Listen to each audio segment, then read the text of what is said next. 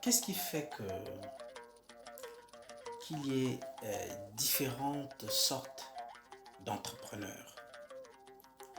Ça, c'est par expérience, puisque chaque jour, on est avec les entrepreneurs et les connaissant, il arrive que, puisque nous-mêmes sommes aussi entrepreneurs, il arrive que nous détections quelques indices qui distinguent les uns aux autres, ou distinguent certains entrepreneurs, que nous allons appeler ici les entrepreneurs de valeur, et d'autres entrepreneurs qui n'ont pas encore atteint le cap, entre guillemets, des entrepreneurs de valeur.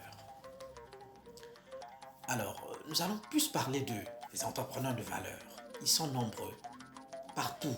Ici au Congo également, il y en a, des entrepreneurs de valeur.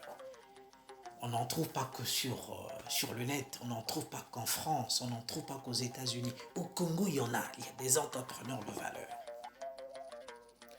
Alors, ces entrepreneurs de valeur ont effectivement des valeurs qui font que ce qu'ils font comme activité, leurs activités aillent de loin, aillent très loin, j'allais dire. Bon, quand on parle entrepreneur, quand on parle société, souvent, on voit tout de suite ce qui traîne dans l'esprit de quiconque, c'est des grosses entreprises, de grosses sociétés. Mais parfois, on ignore que ces sociétés ont commencé tout petites. J'allais dire toutes petites. Alors, donc ce qui caractérise ces entrepreneurs dits de valeur, c'est que ce sont des individus qui connaissent. Commençons d'abord par qui se connaissent. Voilà, ils se connaissent d'abord. Ils savent qui ils sont. Donc ils se connaissent. Ils savent leurs valeurs. Ça, c'est très important. Ils savent leurs valeurs. Et ils savent ce qu'ils cherchent, ce qu'ils veulent en fait. Lorsqu'ils se sont engagés sur cette voie de l'entrepreneuriat, ils ne vont pas tâtonner. Ils ne vont pas d'abord pour chercher ce qu'ils vont faire sur place, non. Là, j'aime bien prendre souvent l'exemple de nos amis ouest-africains qui, lorsqu'ils quittent, si c'est Bamako, si c'est je ne sais quelle ville, qu'il atterrit au Congo, quand il atterrit au Congo, il sait ce qu'il va faire au Congo. Il ne vient pas pour tergiverser. Si c'est pour vendre la cola, il ne viendra que pour vendre sa cola. Si c'est pour vendre la friperie, il est spécialiste en friperie, il s'y connaît. Voilà, ce sont des entrepreneurs, comment j'appelle ici, des entrepreneurs de valeur. Ils savent ce qu'ils cherchent, ils se connaissent, ils se valorisent, ils savent ce qu'ils sont, leurs valeurs.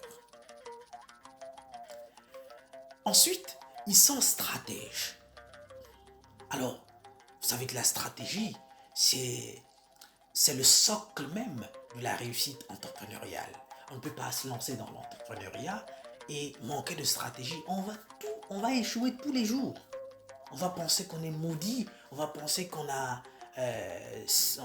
on est... Non, on n'est pas chanceux. Non, ce n'est pas une question de chance, c'est une question de stratégie. Soit vous êtes stratège et vous réussissez, soit vous n'avez pas de stratégie, on va tout le temps vous rouler. Et ce sont des gens dotés d'une intelligence économique très affûtée. Écoutez, vous lancez dans l'entrepreneuriat, vous devez affûter votre intelligence économique. Dans quel domaine vous devez mettre votre jeton? Dans quel secteur vous devez entrer? Ce n'est pas dans tous les secteurs qu'on va vous retrouver, non. Vous ne devez pas être un monsieur entrepreneur partout. Vous devez avoir des secteurs phares, des secteurs qui, lorsque vous arrivez, vous mettez votre expertise. Lorsque vous quittez, vous partez ailleurs, on doit vous rechercher parce que vous avez laissé des empreintes. Et ils sont souvent à la recherche de la bonne information. Vous savez qu'aujourd'hui, l'information égale à argent. Hier encore que c'était time is money, le temps c'est de l'argent.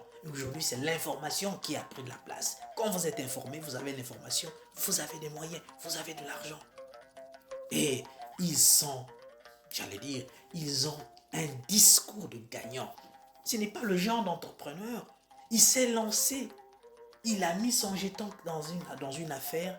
Et quand vous lui demandez comment ça marche, il dit, oh, ça ne marche pas. Mais finalement, pourquoi avez-vous mis votre jeton dans cette affaire? Changez de discours. On ne peut pas se lancer dans une affaire et maudire en même temps cette affaire par son discours. Alors, nous devons rester dans la marge de nos 5 minutes. Nous sommes obligés de nous arrêter et on aura certainement une autre occasion pour en parler.